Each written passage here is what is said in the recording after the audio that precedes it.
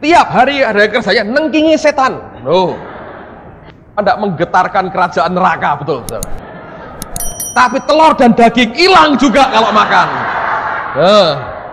Komplit. Luar biasa. Komplit. Kalau Anda ketemu orang-orangnya, waduh, ada yang puasa bicara.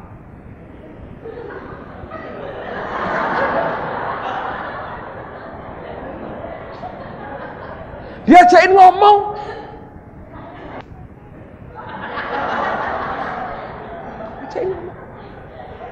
Langsung tak buatin surat peringatan, saya berkata, tidak ngomong out, ngomong akhirnya. Aduh.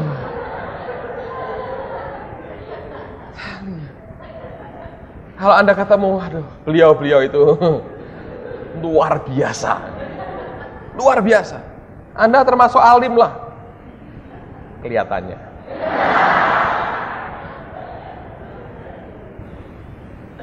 Tapi saya berkata, itu 6 bulan, saudara. September kita kerja ini, Januari ini atap belum jadi, saudara. Ini masih baru bajanya. Bajanya baru naik, temboknya masih lubang semua. Pak Samuel dipanggil pulang. Itu kejadian bulan Januari, beberapa hari sebelum meninggal. Kami di Cirebon sama-sama. Saya lagi berdoa pagi itu di Cirebon karena Bu Nani lagi buat acara dengan Pak Yucak, saya ngisi. Pak Samuel dengan istrinya dengan beberapa teman itu naik mobil ke Cirebon, terus dengan Pak Yucak dia ke Bandung.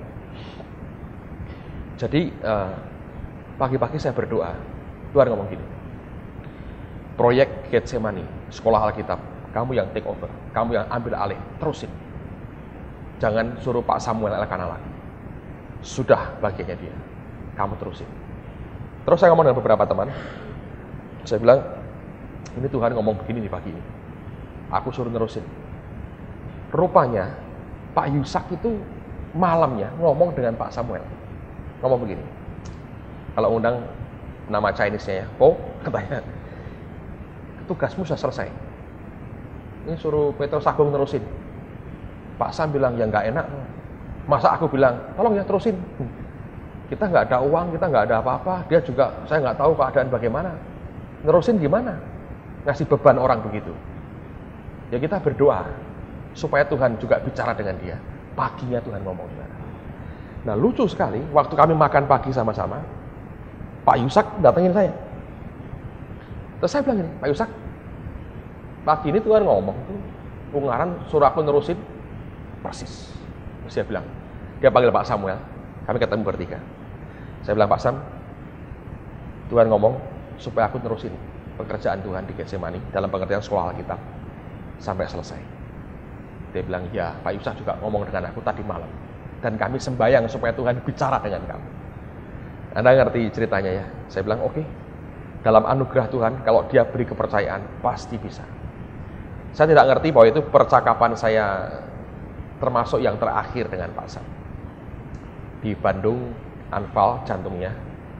Terus saya dengar begitu, kemudian dia diterbangkan ke Jakarta. Saya nyusul ke Jakarta.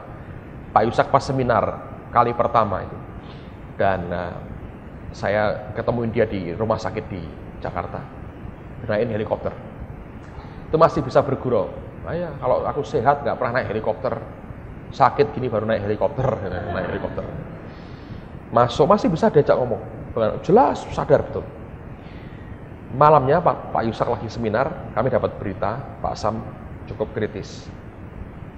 Tapi Pak Yusak tuh, saya belajar banyak lah. Tenang sekali dia bilang. Loh kita makan dulu tuh sebelum ke rumah sakit. Santai. Saya bilang, Om kritis tuh. Apa kita makan dulu tuh. Nanti kan urusi Tuhan. Kita makan dulu. Makan. Bukan makan cepet-cepetan enggak. Makanan Chinese. Pesen. Panitianya yang pesenin. Makan sampai lama kita makan. Sambil makan, sambil ngobrol tuh diem sama sembahyang. Saudara. Terus saya bilang, besok penentuannya. Makanya malam ini santai aja kita makan dulu. Besok penentuannya. Ini belum penentuan kok hari ini. Tenang-tenang aja. Ya biar kayak apa nggak apa-apa. Toh kita nggak bisa ngapa-ngapain. Yang penting kita kan lapar nih, kita perlu makan. Saudara. santai. Wah, ini orang santai sekali. Terus kami ke rumah sakit, mulai sadar. Terus diomongin, kamu banyak berdoa, ngucap syukur, besok penentuannya. Dia bilang, pokoknya kamu nyerah aja, suruh diapain enggak apa-apa. Pak Sam nggak mau dioperasi. Ternyata dokter juga katanya cukup resiko tinggi itu operasi itu. Dan akhirnya jam berapa ya? Jam setengah 12-an kami pulang. Saya pulang. Dia bilang penentuannya baru besok. Nah di situ dia bilang sama saya akhirnya. Kita kadang-kadang itu nggak ngerti, saudara. Kalau Tuhan ngomong besok itu kan nggak dikejar lagi. Besok itu jam berapa ya? Pulang. Sampai di hotel, belum ganti pakaian, ditelepon. Sudah berangkat, pulang. Kami kumpul lagi di lobi. Siapa ikut saya? Repkah ikut ya waktu ya. Terus saya telepon teman, saya bilang, wah sorry ya, di tengah malam nih bangunin kamu. Tolong, aku dijemput, kita harus ke rumah sakit. Dia datang, saudara. Dan saya bilang, Pak Yusak diam aja. Dia bilang, aku sembahyang, Tuhan katanya besok. Terus aku tanya, lah tadi meninggal jam berapa? Jam 12 lebih berapa gitu. Ya sudah lewat jam 12 tengah malam itu kan dia sudah besok loh. Betul nggak saudara? Kan sudah pagi. Hitungannya kan hari berikutnya. Dia bilang, loh itu loh, kita ini manusia gitu. Tuhan ngomong, itu nggak ditanyakan lebih jauh, jam berapa. Sampai sana sudah meninggal. Jadi sampai pagi saudara, nungguin sampai jenazah selesai. Dibawa ke Getsemani, saya masih di Jakarta, selesai saya nyusul kemari. Dan itu ceritanya. Tapi oleh anugerah Tuhan, sekian bulan kemudian tepat pada waktunya, gedung ini jadi tanpa ninggalin utang apapun. Semua dibayar Tuhan lunas. Tidak ada 1 rupiah. Sampai hari ini lunasi Tuhan. Saya juga heran. Karena itu anugerah Tuhan yang besar. The word become flesh. Firman itu jadi daging. Selama proses selesai dari Malaysia itu, saya telepon Pak Adi, saudara. Saya bilang, Pak Adi, ini ada beban mau buat sekolah Alkitab. Dan dia kumpulkan semua anggota BPH. Waktu dia datang, saya diminta bicara di depan mereka. Saya sampaikan kenapa kita mau buat ini. Saya bilang, tolong diberikan masukan kepada kami. Rupanya teman-teman itu bingung juga, mau diapain? Masa bilang, jangan, nggak boleh. Dasarnya apa? Kalau boleh. Nah kita satu organisasi kok punya beberapa teorinya begitu. Tapi yang luar biasa ya, saat terakhir Pak Adi bilang begini. Saya renungin lagi lah, dia bilang, apa hak saya melarang Anda untuk berkembang? Saya nggak punya hak. Saya berkati, jalan aja. Dan kami diberkati. Sampai sekarang sudah nggak jadi masalah lagi. Saya dengar terakhir karena mereka juga bangun kampus di Kopeng, saudara. Kampus teologi ya. Waktu rapat terakhir malah diusulkan supaya konsepnya niru seperti yang kita punya. Saya bilang, nah itu bagus. Boleh saya bilang. Ini tidak ada hak patennya. Semua orang boleh niru kayak begini. Dan itu Tuhan, saudara. Amen. The word become flesh. Sekolah ini dimulai dari Tuhan. Dengan cara Tuhan. Dan oleh karena itu saya berdoa supaya selama 6 bulan ini kita belajar dengan serius. Amen, saudara. Nah, sekarang mari kita buka Kidung Agung pasal yang pertama. Bagaimana cara kita belajar secara efektif? Coba lihat dulu akan ayat ini. Ayat 7 dan ayat yang ke-8. Kidung Agung pasal yang pertama, ayat 7 dan ayat yang ke-8.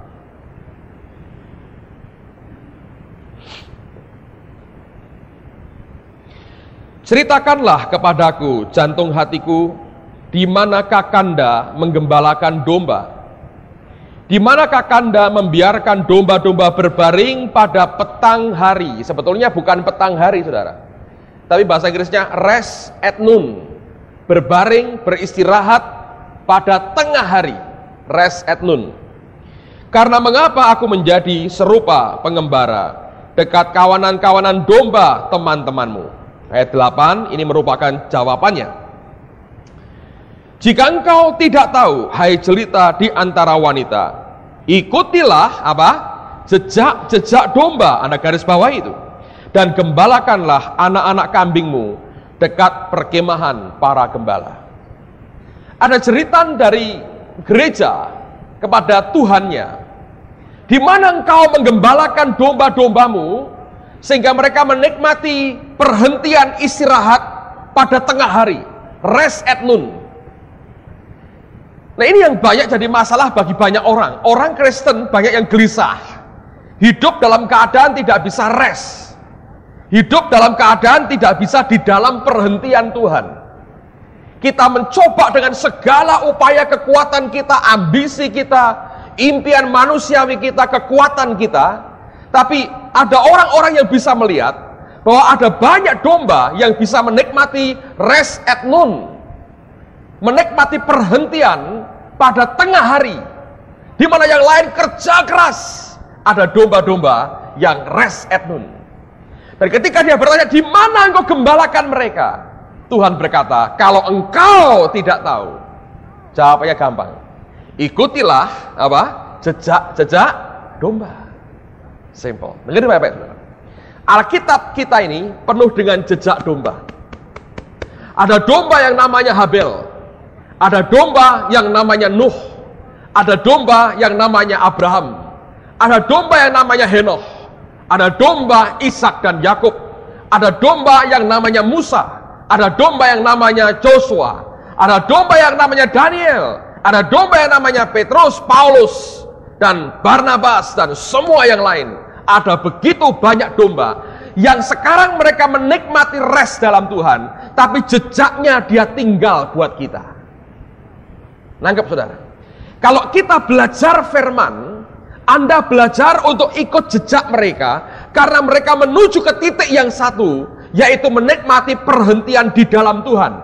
Bukan menuju ke arah kematian fisik, tapi lebih daripada itu menikmati yang Alkitab berkata rest at noon, perhentian pada waktu tengah hari.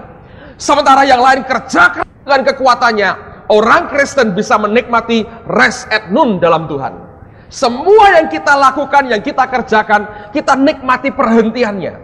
Dan hasilnya tidak lebih buruk dengan orang yang kerja keras. Karena kita semua kerjakan dengan kekuatan Allah di dalam kehidupan kita. Nah, ini yang paling enak, saudara. Kalau Anda dengar Pak Yusak ngomong berkali-kali relax, santai, itu apa sebetulnya? Rest at noon. Apakah kenyataan yang dia hadapi serileks itu secara manusia? Tidak. Tapi kalau orang ngerti kemana arahnya dan belajar ikuti jejak dari domba-dombanya Tuhan, Anda dan saya akan menikmati perhentian waktu tengah hari. Yang lain kerja keras, Anda rest at noon. Mulai tahun lalu gereja tumbuh secara signifikan dalam jumlah. Kita melejit tinggi sekali secara persentase. Dan 6 bulan itu ketika gereja mengalami pertumbuhan yang begitu tinggi, saya nggak di tempat. Saya duduk di sini dengan yang lain. Saya di atas dengerin firman Tuhan. Saya nikmati rest, saudara. Allah yang kerja. Nanti saya akan tunjukkan dari Adam terus berbagai tokoh di Alkitab. Perjanjian lama terutama minggu ini kita belajar. Anda akan tahu, lihat bagaimana mereka menikmati perhentian waktu tengah hari. Kalau orang Kristen bisa menangkap ini, Anda akan belajar. Luar biasa. Nah, sekarang bagaimana caranya Anda kenali jejak itu? Ada 3 hal yang saya mau sampaikan. Bagaimana cara kita mengenali jejak-jejak yang ada. Ini masih merupakan dasar bagaimana Anda belajar ya selama 6 bulan ini. Yang pertama, saudara harus membaca seluruh isi Alkitab. Saya minta dengan hormat yang belum pernah baca tuntas, ya, tolong dalam 6 bulan ini Anda selesaikan minimal sekali. Dari Kejadian sampai Wahyu, tolong habiskan, saudara. Sebab mengapa harus dibaca semua? Ya, kalau bilangan dengan imamat kan untuk orang nggak bisa tidur, saudara ya. Tapi harus baca Kejadian sampai Wahyu, Anda mesti baca semua. Kenapa begitu? Yohanes 14.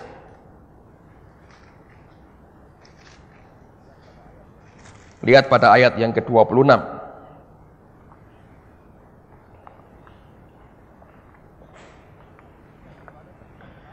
Yohanes 14 ayat 26. Tetapi penghibur yaitu Roh Kudus yang akan diutus oleh Bapa dalam namaku, dialah yang akan mengajarkan segala sesuatu kepadamu dan akan, garis bawah ini, mengingatkan kamu akan semua yang telah kukatakan kepadamu. Jadi gini saudara, kalau saya ketemu seseorang ya, dia bilang, kita ketemu lagi ya. Saya masih ingat. Itu artinya pernah ketemu nggak sebelumnya? Tapi kalau belum pernah ketemu, aku ingat kamu ya.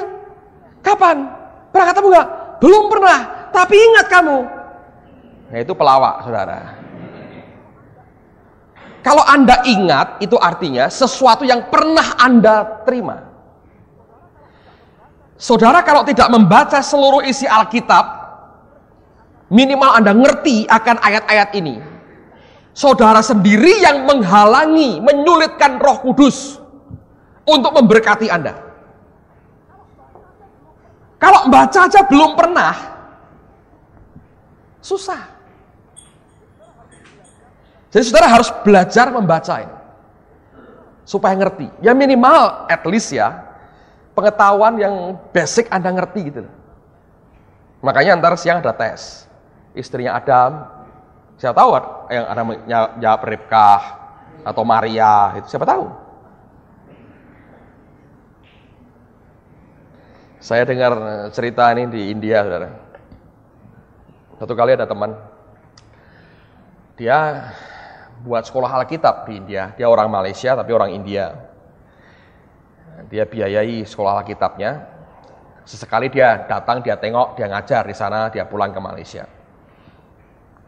Suatu hari dia datang ke sana. Semua siswa, dosen, guru nyambut dia. Wah, semua nyambut begini ya. Dikasih kalongan bunga segala macam. Kalau Anda pernah ke India, itu negara yang mengesankan sekali. Dan ini orang berkata dalam hati, aku mau lihat sampai di mana kemampuan dari para siswa menangkap pelajaran ini. Dia keluarkan uang kan cukup banyak, saudara. Jadi dia panggil seorang siswa, dia mau tes.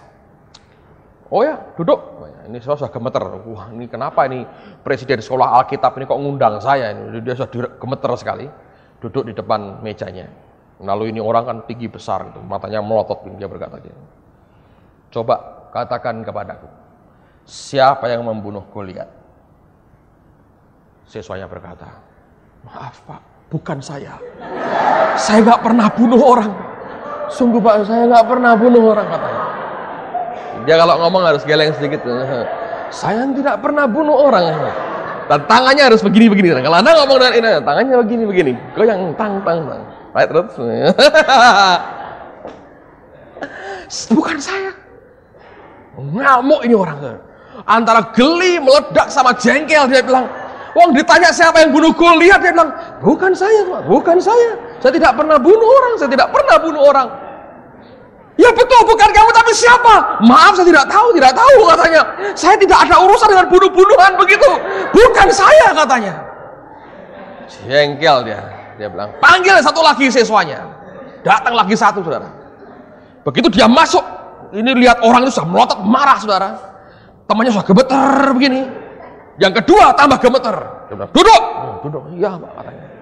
Saya mau tanya sama kamu, siapa yang bunuh Goliat? Bukan saya, katanya. Saya tidak pernah membunuh orang. Jawabannya sama. Waduh, dia bilang, ini murid kayak begini semua gimana, katanya. Dia panggil dosennya. Dia bilang, ini muridmu? Betul. Saya tanya mereka, jawabannya ngawur. Maaf Pak, pertanyaannya apa? Saya tanya, siapa yang membunuh Goliat? Mereka bilang, bukan saya. Dosennya berkata, betul Pak, mereka orang baik, gak pernah bunuh siapa-siapa, katanya.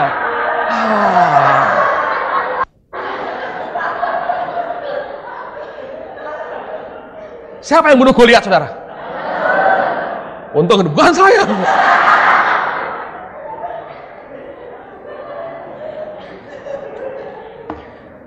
Abang pertanyaan gitu aja susah. Ngerti saudara? Jadi harus baca Alkitab. Baca semuanya. Kalau Anda nggak baca susah. Roh Kudus itu mengingatkan, minimal Anda ngerti dong dasarnya. Ya, kalau tidak pernah dibaca Kejadian Wahyu, dari mana Anda ngerti? Ada banyak hal yang luar biasa di sini. Yang berabad-abad tidak pernah habis. Anda mau tahu sehebatnya Alkitab ini?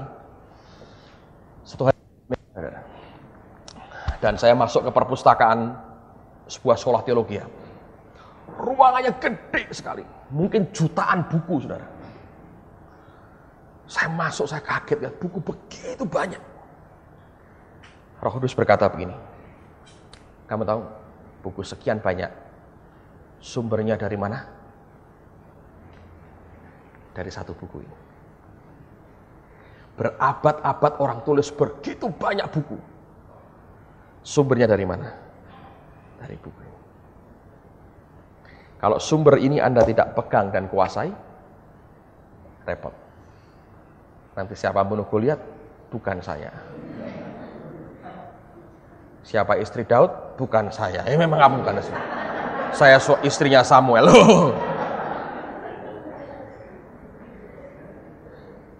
Itu pernah kejadian, ini kejadian sungguh saudara. Di Semarang. Jemaat ini, jemaat. Sekolah kan, diajari pelajaran agama. Tanyain gurunya, siapa tokoh agama Islam? Jawab, Nabi Muhammad. Siapa tokoh agama Buddha? Jawab anak ini, anak SD, Siddhartha Gautama. Siapa tokoh agama Kristen? Pak Petrus Agung katanya. Pinter toh? Sungguh ini. Wah, saya bilang, lumayan lah, disejajarkan sama yang lain. Jadi baca Alkitab saudara ya. Habiskan 6 bulan. 6 bulan tolong dihabiskan. Yohanes 16. Lihat ayat yang ke-12 mulai.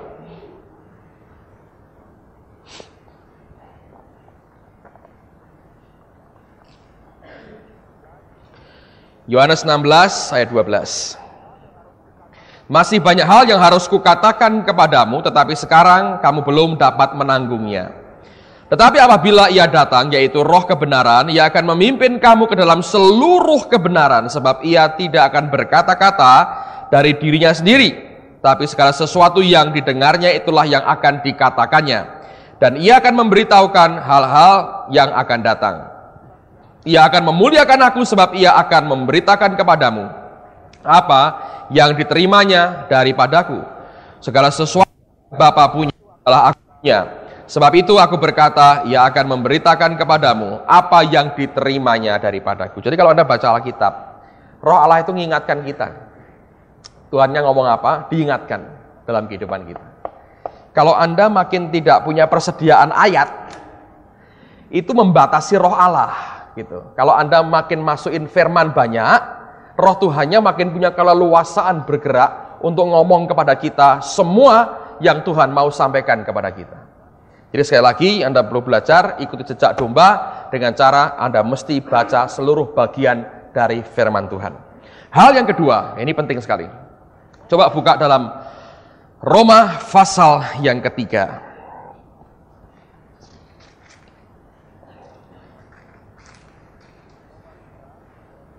Roma 3 ayat 27.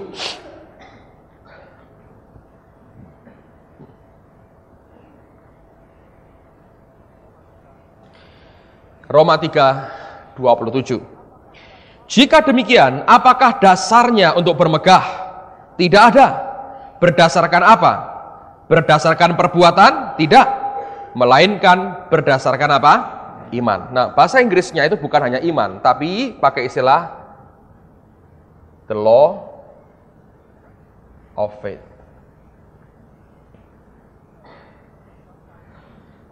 Berdasarkan hukum iman. Oke ya, Anda tulis dulu. Sekarang lihat Roma pasal yang ke-8. Roma pasal yang ke-8.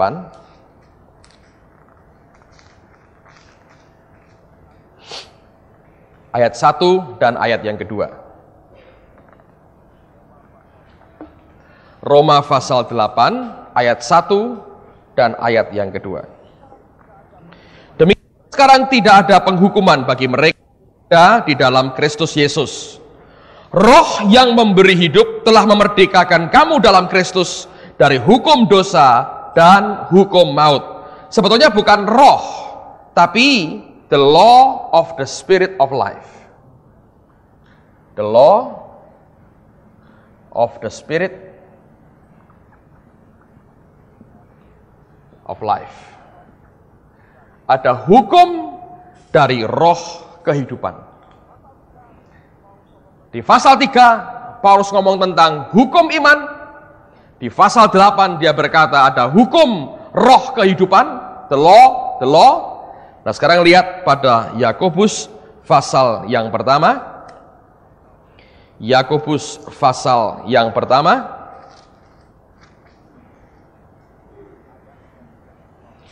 Ayat yang ke-25.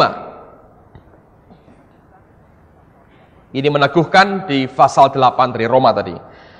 Yakobus pasal pertama ayat 25.